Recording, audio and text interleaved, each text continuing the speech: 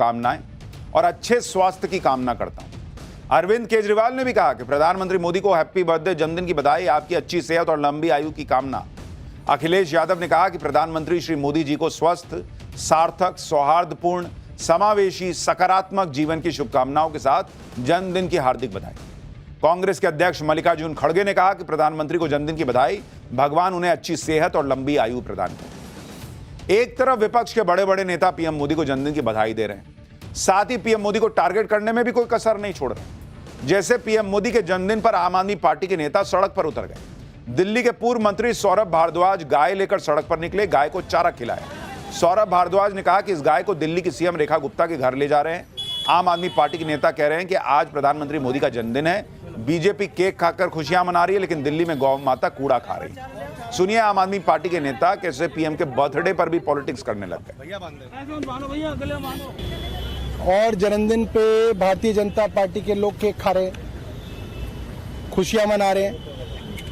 और दिल्ली के अंदर जहाँ पे भारतीय जनता पार्टी की सरकार है, एनसीडी में, दिल्ली में, केंद्र में, वहाँ पे जो गाय हमारी माता है, मोदी जी की भी माता है, सबकी माता है, वो कूड़ा खा रही है।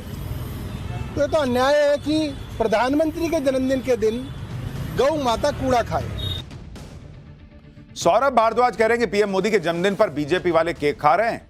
वो शायद ये भूल गए कि पीएम मोदी अपने जन्मदिन पर कोई शाही जश्न नहीं मनाते, बल्कि उनके जन्मदिन को सेवा दिवस के तौर पर मनाया जाता है। आज से लेकर 2 अक्टूबर तक बीजेपी पीएम मोदी का जन्मदिन मनाने के लिए देश भर में स्वास्थ्य शिविर लगा रही है, स्वच्छता अभियान चला रही है, पूरे देश में ब्लड डोनेशन कैंप चल रहे हैं। इतना ही नहीं, पीएम मोदी को जन्मदिन पर जो उपहार मिलते हैं उसे भी वो अपने पास नहीं रखते बॉस, गिफ्ट की नीलामी कर देते हैं और फिर वो पैसा कहीं और इस्तेमाल होता है। पिछले 1 साल में प्रधानमंत्री को 1300 से ज्यादा तोहफों की ऑनलाइन नीलामी की गई। यह नीलामी 17 सितंबर से 2 अक्टूबर तक चलेगी। इससे मिली रकम नमामि गंगे मिशन में लगा दी जाएगी। इधर विपक्ष 75 साल पर पीएम मोदी का इस्तीफा मांग रहा था। उधर विपक्ष के दिग्गज नेता शरद पवार ने पीएम मोदी के जन्मदिन पर बड़ी बात कह दी।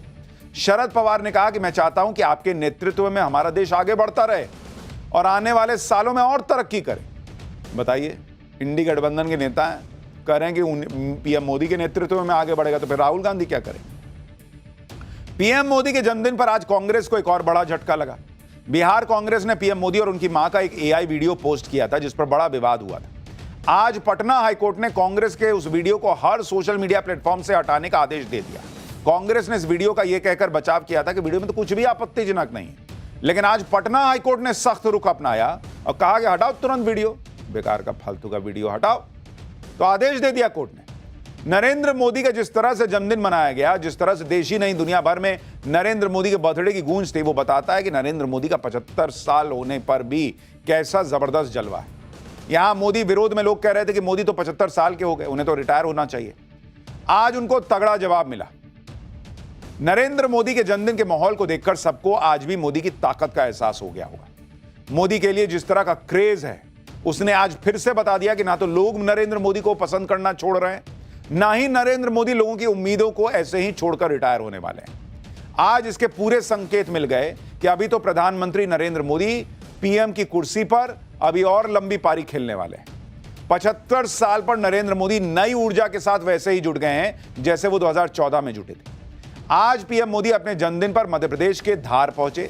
पीएम मोदी ने धार में रोड शो निकाला, जिसमें लोगों का भारी जनसैलाब उमड़ा नजर आया।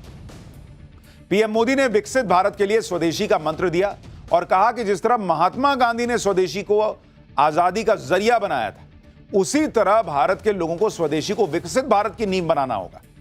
यानी बर्थडे में भी दुनिया हैप्पी बर्थडे बोल रही है। नरेंद्र मोदी बोल रहे हैं कि हमें मिलकर जो है भारत को इतना विकसित बना देना है, अपने स्वदेशी माल को इस तरह से खरीदना है, अपने यहां खपा लेना है कि हर घर में केक कटे भारत के विकास का। सुनिए पीएम ने क्या कहा है। क्योंकि मुझे 2047 तक विकसित भारत बना के रहना है और उसका रास्ता आत्मनिर्भर भारत से जाता है। और इसलिए मेरे सारे छोटे मोटे सभी व्यापारी भाई बहन, आप जो भी बेचें वो हमारे देश में बना हुआ ही होना चाहिए। महात्मा गांधी ने स्वदेशी को आजादी का माध्यम बनाया था। अब हमें स्वदेशी को विकसित भारत की नींव बनाना है। अपने जन्मदिन पर पीएम मोदी ने एक बार फिर पाकिस्तान को निशाने पर लिया। ऑपरेशन सिंदूर में पाकिस्तान को धूल चटाने का जिक्र करते हुए साफ कर दिया कि यह नया भारत है, परमाणु धमकी से नहीं डरता, घर में घुसकर मारता है। यानी बर्थडे में उन्होंने पाकिस्तान को समझा दिया कि भाई फिर मारेंगे तुम। पाकिस्तान से आए आतंकियों ने हमारी बहनों बेटियों का सिंदूर उजाड़ा था। हमने ऑपरेशन सिंदूर करके आतंकी ठिकानों को उजाड़ दिया है।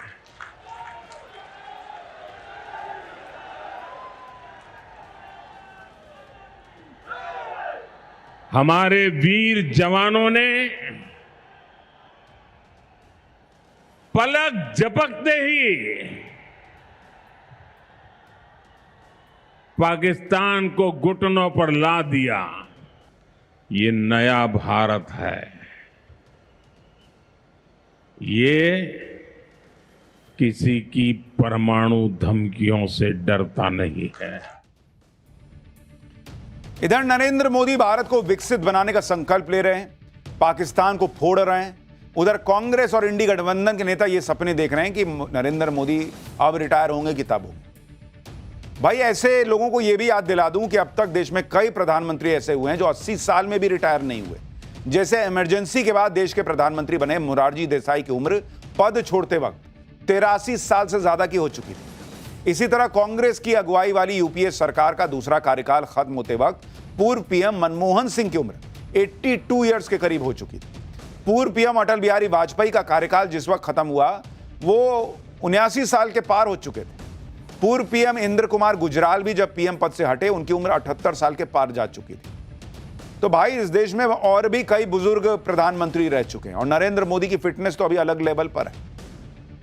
शाहरुख खान नहीं बोल रहे हैं कि आप तो इतना फिट हैं बॉस कि हम लोग को इंस्पायर करते हैं। पीएम मोदी दुनिया में ऐसे नेता हैं जिनकी सेहत को लेकर भी कोई सवाल नहीं उठता। आप ट्रंप को देख लीजिए, बाकी नेताओं को देख लीजिए, उन्हें लेकर अक्सर तरह तरह की बातें होती हैं। डोनाल्ड ट्रंप की सेहत को लेकर जो बातें चल रही थी, पाठशाला में हमने आपको विस्तार से बताया था कि भाई के पैर में सूजन आ चुकी है, भाई सीधा नहीं चल पा रहे। इसी तरह से मई 2025 में शी जिनपिंग की फिटनेस को लेकर भी नई अटकलें फैली, जिसमें कहा गया कि वो स्ट्रोक का शिकार हो सकते हैं। उनके चेहरे और व्यवहार में असामान्य बदलाव दिख रहा है, जिससे गंभीर बीमारी की संभावना जताई गई।